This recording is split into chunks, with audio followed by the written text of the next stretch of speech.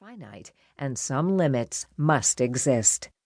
One can see the mounting pressure in government budgets, which are struggling to cover the cost of new, expensive medications. If the Defense Department had treated all Veterans Administration (VA) patients infected with hepatitis C in 2015 using the breakthrough cure Sovaldi, the $12 billion cost would have accounted for 20% of the department's annual medical budget just for treating a single disease. With budgets in the home, patients report rationing or foregoing medications for lack of funding.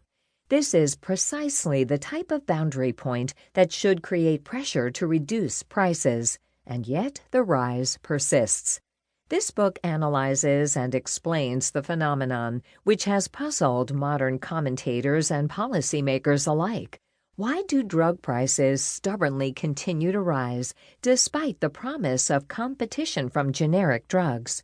Quite simply, the phenomenon occurs because internal incentives push every market participant toward behaviors that increase prices, knocking out the normal checks that should operate as breakpoints on the market.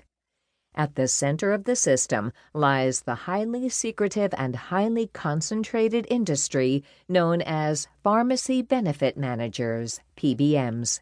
These middle players negotiate prices between branded drug companies and those who pay the bills, arranging for rebates from various drug companies. They also establish the formularies, which are the schedules that set the terms on which patients can access particular drugs and the reimbursement rates patients will get. The PBM middle players are supposed to act to ensure good bargains for patients and health insurers, but the reality is far from that ideal. Moreover, the system is deeply hidden. The contracts between drug companies and the PBMs are a closely guarded secret, with the details known only to the drug companies and the PBMs themselves.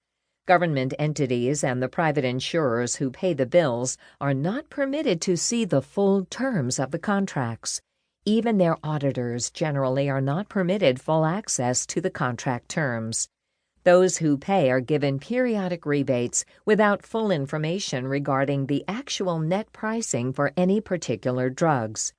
Markets thrive on information, and from the standpoint of competition, such an industry design is problematic. Despite the extreme secrecy, details have begun to seep out through case documents, including recent contract disputes among parties, government reports, reports to shareholders, state Medicaid actions, and industry insider reports. Piecing together information from these original sources, this book presents, for the first time, a full picture of the perverse, profit-taking incentive structures in the industry.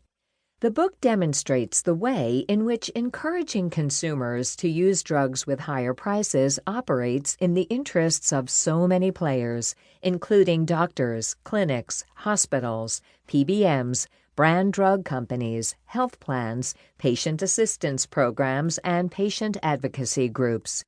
Payment flows are structured so that higher prices benefit the intermediaries who should be the watchdogs for the patients.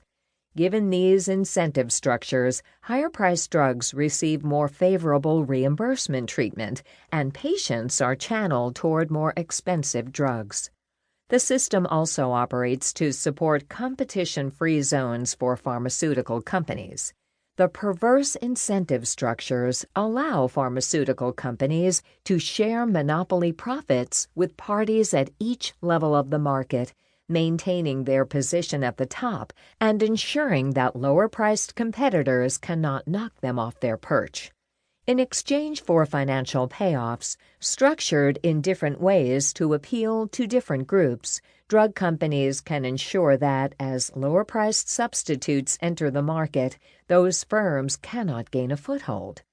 The system fits within a larger framework in which drug companies block competitors, even paying them to stay off the market for periods of time. It is a win-win for everyone, except, of course, for consumers, taxpayers, and society in general. Thus, this book describes the way in which the system creates